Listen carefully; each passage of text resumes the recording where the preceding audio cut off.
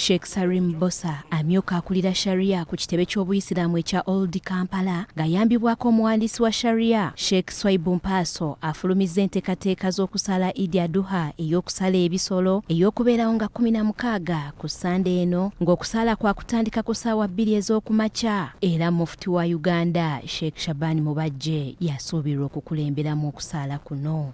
N'okusala Eid Aduha ya ku Sande ng'ennaku z'omwezi 16 omwezi ogwa Juni 2024. Enteekateeka y'okusaala wano ku kitebe ekikulu ekya Uganda Muslim Supreme Council ku Old Kampala ya kutandika ku ssaawa 2 ez'okumakya zennyini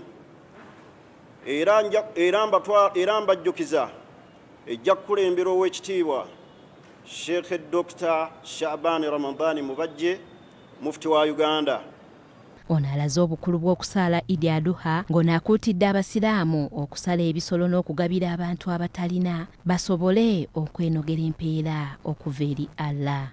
Njagala okubajjukiza mwenna bannayuganda nti yenna ayagala okutuukiriza kyayagala okubeera mu nsi alina okubeera ng'alina kye yeerekereza nga jjajja waffe Ibrahim bwe yeerekereza alayhi salatu wassalam, Allah n'amufuula ow'omukwano n'amufuula ow'okumwanjo n'abeera ng'ayogerebwako mu bitabo byonna ebitukuvu.